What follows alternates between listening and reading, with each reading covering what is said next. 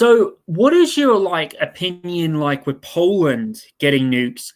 Do you think we're going to see a scenario where maybe the United States might put an inside job where they might get Poland to have something go on against Belarus, and do you think they might try to find a way to get Belarus and Poland to pop off of each other? And how disastrous do you think that would be? Oh God, I hadn't even really given that much thought, but that's a scary thought. Let's hope that doesn't happen. That would be absolutely insane. But I wouldn't put anything past them at this point, Welsh. They're very desperate. I mean, they're literally talking about they're setting the stage over here in the American press, and probably there too, where they're trying to say that Russia plans to blow up the Zaporizhzhia nuclear power plant. Mm-hmm. And of course they're not going to do that, but they're setting the stage for a false flag where our guys, the Ukrainians, will probably do it, and then they'll blame Russia to, kick this war up another notch. That is consistently what. And then it will activate Article 5. Isn't that correct?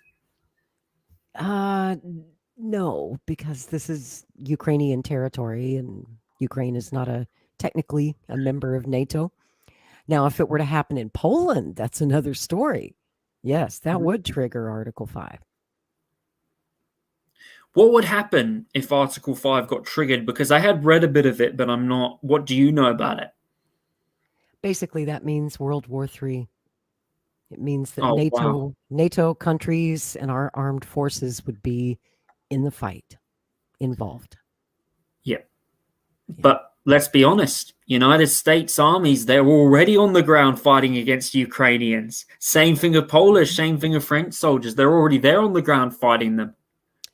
Special forces, yes, and mostly mercenary groups, professional soldiers, soldiers of fortune. We've got a lot of those over there, and nobody really knows how many, because those are not public. And that's our new way of fighting wars. It's how we do it quietly without the public knowing. When it's a military involvement, of course, they are supposed to disclose that by law, how many troops we have in a particular place. But when it's off the books, like this is, who knows how many mercenaries we have over there? There's no way to know until somebody gets killed, and then we hear about that, or taken prisoner. And especially, with the amount of money that the United States are losing, the military of the United States is just about out of armor because of the war in Ukraine.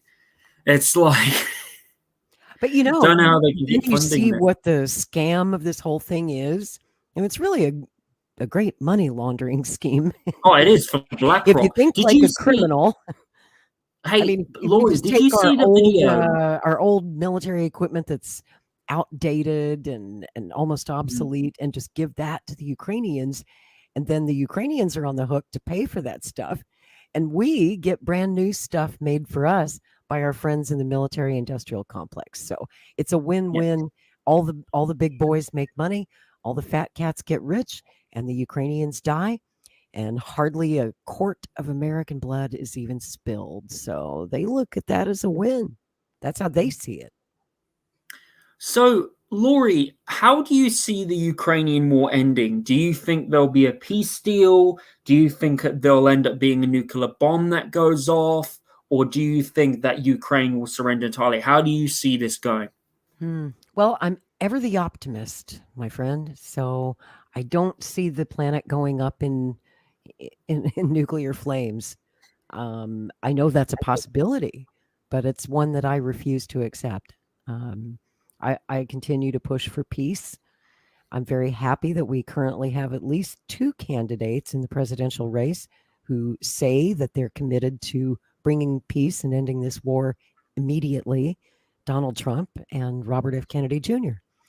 So I feel like there's at least some hope on the horizon for the future. But my concern is that we still have another year and a half to wait for our next president. We still have to have an election. And until then, we know that we're stuck probably with Joe Biden and this administration and Antony Blinken and Victoria Nuland and all these neocons and warmongers who intend to keep this war going and milking it for as long as they can. And God only knows the way they keep escalating it, it could turn nuclear. So I'm a realist, but I'm also an optimist.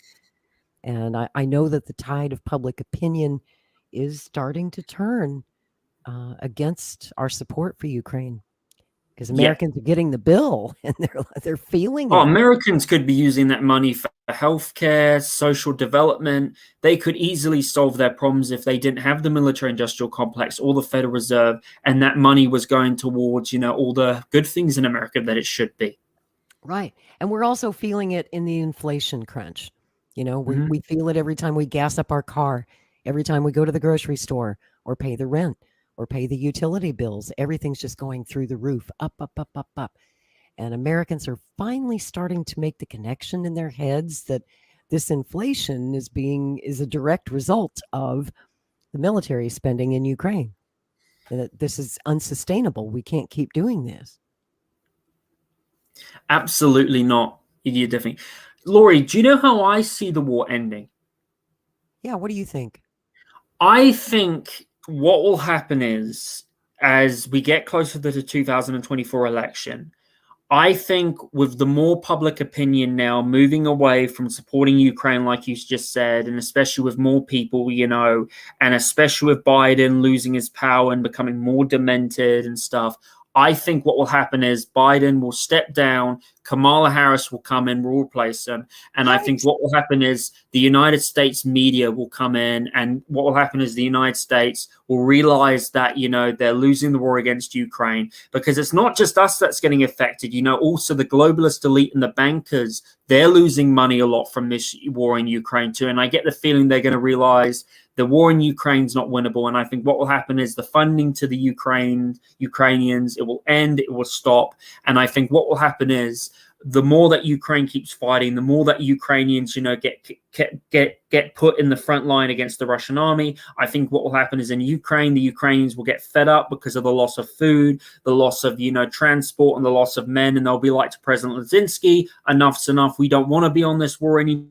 And I think what will happen is President Zelensky will then realize we can't win this war. And I think what will happen is the BRICS nations will come in and say, look, enough of this. And I think what will happen is Eastern Ukraine, there'll end up being a peace treaty where Eastern Ukraine will go to Russia and the Western Ukraine will stay in Ukraine, and the south of Ukraine will end up going to some parts of Poland. But I think Western Ukraine, I think what will happen is President Zelensky will then end up, no longer being president. And I think Western Ukraine will end up being just a dump, because I think what the elites are going to do, I think they're going to ditch this war, and I think they'll ditch this war in the beginning of 2024, and I think come 2025, I really think they're going to be focusing on going to war with China, Taiwan. I think that's going to be the next big thing. Mm-hmm. They're already making the pivot to China. They're making it clear that that's the next big war objective, is the Taiwan issue. And I think you're right, that that's probably how this will end ultimately, in the peace treaty and the division of the land.